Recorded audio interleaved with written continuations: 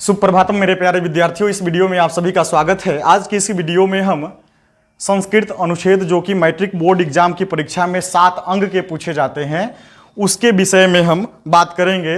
आज जो अनुच्छेद आपको हम बताने वाले हैं वो है भारतवर्षम, जो कि बहुत इंपॉर्टेंट है। 7 वाक्य में लिखना होता है और 7 वाक्य के लिए आपको 7 अंक दिए जाते हैं। तो हम किस तरह से लिखेंगे कि हमें 7 अंक मिले? सबसे आसान शब्द में वाक्य में लिखे हैं हम अस्माकम देशः आय या फिर भारतवर्षम, दोनों एक ही है। अस्माकम देशः यानी कि हमारा देश, भारतवर्षम यानी कि भारतवर्ष पर। तो 7 वाक्य में आपको लिखना है। पहला यहाँ पे सेंटेंस लिखे हैं हम अस्माकम देशः भारतवर्षम अस्ति, अर्थात अस्माकम यानी कि हमारा, हमारा देशः यानी कि देश, भारतवर्षम यानी कि भारतवर्ष, अस्ति यानी कि है, हमारा देश भारतवर्ष है। ठीक है। दूसरा है अस्य उत्तरास्याम दिशि हिमालयः विद्यमान वर्तते। अस्य उत्तरास्याम, इसके उत्तर दिशा में, उत्तरास्याम दिशा में हिमालय यानी कि हिमालय, विद्यमान वर्तते, विद्यमान है, वर्तते यानी कि है। इसके उत्तर दिशा में, किसके उत्तर दिशा में? भारत के उत्तर दिशा में हिमालय क्या है? विद्यमान है। अस्य भूमि विभिन्न रत्नानाम जननी अस्ति। अस्य भूमि, इसकी भूमि, किसकी भूमि? भारतवर्ष की भूमि। यहां पर लिख सकते हैं बदल के भारतवर्षस्य भूमि, बदल के लिख सकते हैं अस्य भूमि या फिर भारतवर्षस्य भूमि यानी कि भारतवर्ष की भूमि, चाहे इसकी भूमि। विभिन्न रत्ना नाम यानी कि भिन्न भिन्न प्रकार की रत्नों की, जननी यानी कि माता, अस्ति यानी कि है। ये भूमि जो है भारतवर्ष की भूमि, इसकी भूमि विभिन्न रत्नों की जननी है। बहुत सिंपल वाक्य है।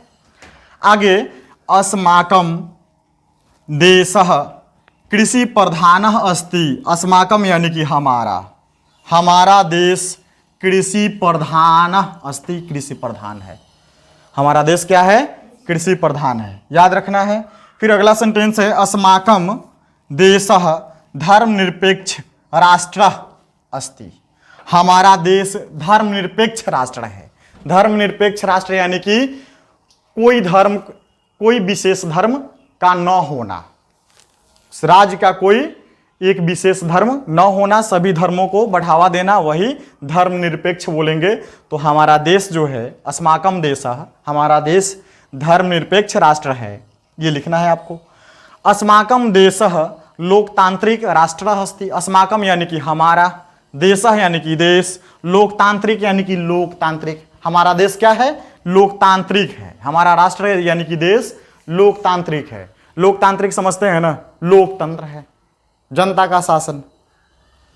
अगला सेंटेंस है, वाक्य है लास्ट, अस्य प्राकृतिकी शोभा अनुपमा अस्ति। इसकी प्राकृतिकी शोभा, प्रकृति की जो शोभा है यह अनुपम है। किसकी? भारतवर्ष की। ऐसे आपको 7 वाक्य में लिखना है और इसके लिए 7 अंक दिए जाते हैं। अब मेरे साथ आप लोग रिपीट कीजिए। ओके, चलिए पढ़ते चलिए। बोलना है अस्माकम देशः भारतवर्षम अस्ति। अस्य उत्तरास्याम दिशि हिमालयः विद्यमान वर्तते। अस्य भूमि विभिन्न रत्नानाम जननी अस्ति। अस्माकं देशः कृषि प्रधानः अस्ति। अस्माकं देशः धर्मनिरपेक्ष राष्ट्रः अस्ति। अस्माकं देशः लोकतांत्रिक राष्ट्रः अस्ति। अस्य प्राकृतिकी शोभा अनुपमा अस्ति। ठीक है, आ जाएगा पढ़ने। अब एक बार में पढ़ के देखिए तो अस्माकं देशः भारतवर्षम् अस्ति। अस्य उत्तरास्यां दिशि हिमालयः विद्यमान वर्तते। अस्याः भूमि विभिन्न रत्नानां जननी अस्ति। जननी अस्ति। अस्माकं देशः कृषि प्रधानः अस्ति। अस्माकं देशः धर्मनिरपेक्ष राष्ट्रः अस्ति। बोलते हैं अस्माकं देशः लोकतांत्रिक राष्ट्रः अस्ति। अस्य प्राकृतिकी शोभा अनुपमा अस्ति। अनुपमा अस्ति। हाँ हाँ हो गया। तो ये जो है 7 अंक के पूछे जाते हैं, लिखा जाएगा आराम से। अगला अनुच्छेद क्या है? चलिए हेडिंग दीजिए गंगा नदी। ये देखिए इधर अगला अनुच्छेद है, क्या है सर? गंगा नदी। अब सब नहीं पूछेगा, 4 पूछता है, 4 में से कोई एक आपको जो है लिखना होता है। तो गंगा नदी पिछले साल पूछे हुए था, इम्पोर्टेंट था, और इस बार जो अभी बताए हैं भारतवर्षम वो इम्पोर्टेंट है। और कोई ठीक नहीं, ये भी पूछ दे कहीं, और बहुत आसान है इसलिए याद रखेंगे इसको भी। चलिए देखिए गंगा नदी। गंगा नदी यानी कि हमारी जो नदी है गंगा, सबसे श्रेष्ठ नदी, उसके बारे में पहला वाक्य है यहाँ, गंगा, गंगा मीन्स नाम, गंगा। गंगा भारतवर्षस्य नदीषु श्रेष्ठा, विसर्ग देना है यहाँ, विसर्ग भूलेंगे नहीं, श्रेष्ठा वर्तते। इट मीन्स गंगा भारतवर्षस्य, भारतवर्ष के, षष्ठी लगी है तो का के की यहाँ पे अर्थ निकलेगा। गंगा भारतवर्ष के, गंगा भारतवर्ष का, गंगा भारतवर्ष की, अपने हिसाब से मैच करेंगे। गंगा भारतवर्षस्य नदीषु, नदियों में, श्रेष्ठा यानी कि श्रेष्ठ, वर्तते यानी कि है। भारत की जो ये गंगा नदी है, गंगा नदी भारत की नदियों में श्रेष्ठ है, सबसे श्रेष्ठ है। इयम नदी हिमालयात निःसरति, या फिर यहां पर लिख सकते हैं प्रवहति। प्रवहति यानी कि बहती है, निःसरति यानी कि निकलती है, निःसरति यानी कि निकलती है। इयम नदी यानी कि यह नदी, चाहे लिख सकते हैं यहां पर गंगा नदी। इयम नदी हिमालयात, पंचमी लगा विभक्ति यहां पर, हिमालयात यानी कि हिमालय से, निःसरति यानी कि निकलती है। यम नदी, यह नदी हिमालय से निकलती है, या प्रवहती यानी कि बहती है, लेकिन ये अच्छा लगता है कि निःसरति हिमालय से निकलती है, एक ही लिखेंगे। अगला, गंगा एका पवित्र नदी अस्ति। गंगा एका यानी कि एक, पवित्र यानी कि पवित्र, नदी यानी कि नदी, अस्ति यानी कि है। गंगा एक पवित्र नदी है। गंगा नदी पुण्य प्रदायिनी नदी वर्तते। गंगा नदी पुण्य प्रदायिनी, प्रदायिनी यानी कि प्रदान करने योग्य, प्रदान करने वाली, पुण्य प्रदान करने वाली यानी कि पुण्य देने वाली नदी है। गंगा नदी क्या है? पुण्य देने वाली नदी है। गंगा नदी पुण्य प्रदायिनी नदी वर्तते। गंगा नदी पुण्य देने वाली नदी है। आगे देखिए, अस्माकम राष्ट्रीय नदी गंगा अस्ति। अस्माकम राष्ट्रीय, अस्माकम यानी कि हमारा राष्ट्रीय, राष्ट्रीय यानी कि समझते हैं राष्ट्रीय, राष्ट्रीय घोषित कर दिया गया। अस्माकम राष्ट्रीय नदी गंगा अस्ति, हमारा राष्ट्रीय नदी क्या है? गंगा है। अस्माकम, आगे देखिए, गंगा स्नानम, स्नानम यानी कि स्नान, गंगा स्नानम पापम अपाकरोति, पापम पाकरोति, विच्छेद करेंगे ना यहाँ से, अलग करेंगे तो हो जाएगा ही पापम, पापम अपा करोति, ठीक है। अब इसको जोड़ेंगे दोनों को, तब पापम, आधा म आई अ जुड़ के हो जाएगा आ, पापम पा, क्या हो जाएगा? पापम पा, तो हो जाएगा ये पापम अपा करोति। गंगा स्नानम पापम अपा करोति यानी कि गंगा स्नान पाप को क्या करता है? दूर करता है, इसलिए लोग जाता है गंगा स्नान करने, सच में। लेकिन अब के आज के डेट में अगर गंगा स्नान करेंगे तो और ज्यादा बीमार पड़ जाएंगे, इतना दूषित हो गई है। आगे देखिए, गंगाया तटियो अनेकानी नगरानी स्थितानि संति। गंगाया तटियो यानी कि गंगा के किनारे, अनेकानी यानी कि अनेकों, नगरानी यानी कि नगरे, नगर, स्थितानि स्थित, संति यानी कि है, बहुवचन है रहे तो संति लिखते हैं। यानी कि गंगा के तट के किनारे अनेकों नगर स्थित है। गंगा के किनारे अनेकों नगर स्थित है। जितना भी महानगर को देखिए, नगर को देखिए, सब किसी न किसी नदी के किनारे है। गंगा के किनारे जो भी शहर बसा है, बहुत बड़ा शहर है। गंगाया जलम रोग नाशकम भवती। गंगा का जल, गंगाया जलम यानी कि गंगा का जल रोग नाशकम भवती, यानी कि रोग को नाश करता है।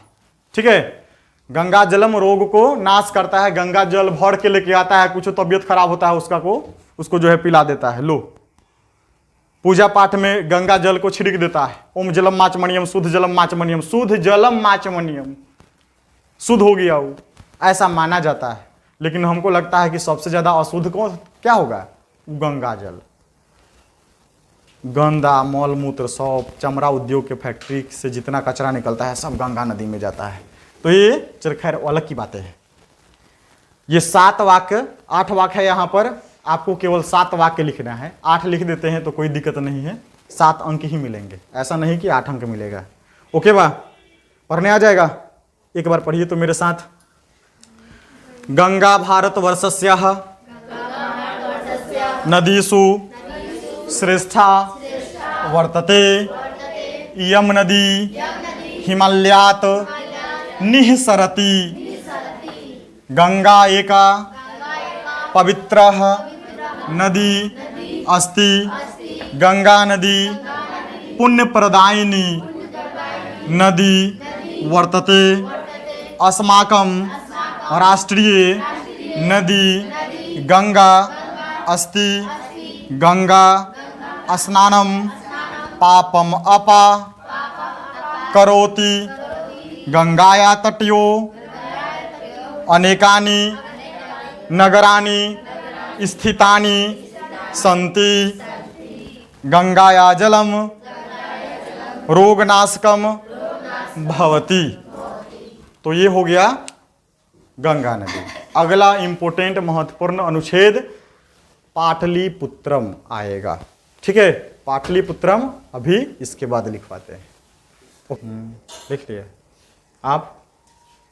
क्या ना लिखते हैं? आप ही के लिए हम कोचिंग खोले कि आप पढ़िएगा, और जब आप न पढ़िएगा तो हमारा कोचिंग चलेगा? नहीं चलेगा।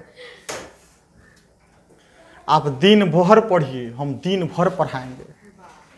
हाँ, दिन भर पढ़, दिन भर पढ़ाएम। ओला हम भागल न है। बाकी यदि पिटाई पर ट्यूशन छोड़ब तब बुझ लिह संतोष पागल न है। जहाँ जब वहाँ से पकड़ के ले आए, अब पढ़ाए तोरा के। चलिए देखिए, अब नेक्स्ट अनुच्छेद है पाटलिपुत्रम। पाटलिपुत्रम का अर्थ हुआ पटना। पाटलिपुत्रम का क्या अर्थ हुआ? पटना। पटना का पुराना नाम सर पाटलिपुत्रम। क्या? पाटलिपुत्रम। एक 10th क्लास में चैप्टर है पाटलिपुत्रम वैभव, पाठ 2। ठीक है, पटना के बारे में पढ़ना है। तो बहुत सरल अनुच्छेद और बहुत इंपोर्टेंट अनुच्छेद है संस्कृत का, 7 अंक का। इधर गया भाई साहब ब्लू मार्कर, ब्लैक। ठीक है, पाटलिपुत्रम यानी कि पटना। वर्तमान में क्या है? पटना है। चलिए सुनिए। संप्रति पाटलिपुत्रम अति विशालम वर्तते। संप्रति यानी कि आजकल। संप्रति का अर्थ क्या हो जाएगा? आजकल। नहीं आता है तो लिख सकते हैं, इसका अर्थ हो जाएगा आजकल। संप्रति यानी कि आजकल। पाटलिपुत्रम यानी कि पाटलिपुत्र यानी कि पटना। पाटलिपुत्रम अति विशालम, अति अधिक, बहुत बड़ा। अति विशालम, विशाल यानी कि बड़ा, बहुत ही विशाल वर्तते है। आजकल पाटलिपुत्र बहुत ही विशाल है, बहुत ही बड़ा। विशाल का अर्थ होता है बड़ा। ठीक है, बहुत बड़ा। आगे देखिए, अयम च बिहारस्य राजधानी अस्ति। अयम च, अयम च, अयम यानी कि यह, च यानी कि और जब भी और लिखना होता है तो च को बाद में लिखते हैं। अयम च, और यह। च मीन्स और, च मीन्स और होता है संस्कृत में, याद रखिएगा। अयम यानी कि यह, अयम च और यह, बिहारस्य, बिहार की, बिहार का, बिहार के, षष्ठी विभक्ति लगा है। बिहारस्य राजधानी अस्ति, बिहार की राजधानी। तो इसका अर्थ हो जाएगा अयम च बिहारस्य राजधानी अस्ति, और यह बिहार की राजधानी है। सेंटेंस बदल सकते हैं, बदल के कई तरीका से लिख सकते हैं। जैसे में लिखेंगे पाटलिपुत्रस्य, पाटलिपुत्रम चाहे पाटलिपुत्रस्य, पाटलिपुत्रम बिहारस्य राजधानी अस्ति, यानी कि पाटलिपुत्र बिहार की राजधानी।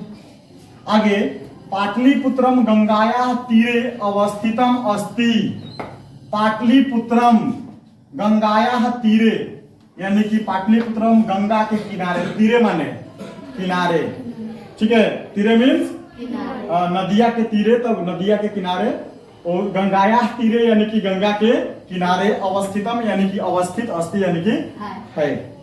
आगे अस्य उत्तराश्याम दिशि गंगा नदी प्रवहति, अस्य, अस्य इसके, उत्तराश्याम उत्तर दिशि दिशा में, किसके उत्तर दिशा में, पाटलिपुत्रम को, पटना के उत्तर दिशा में, उत्तर में देखिएगा गंगा नदी प्रवहति, गंगा नदी बहती है। पटना के उत्तर दिशा में गंगा नदी बहती है।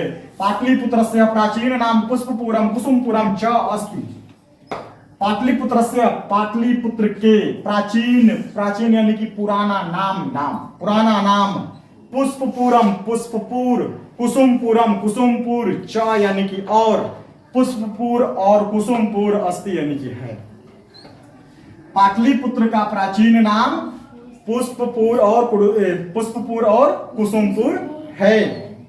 आगे पाटलिपुत्रस्य गोलगृहम प्रसिद्धम अस्ति, पाटलिपुत्रस्य, पाटलिपुत्र का, की कुछ भी, पाटलिपुत्र का गोलगृहम यानी कि गोल घर, प्रसिद्धम अस्ति यानी कि प्रसिद्ध है। पाटलिपुत्र का गोल घर प्रसिद्ध है, फेमस है ना गोल घर, कहाँ है, पटना में।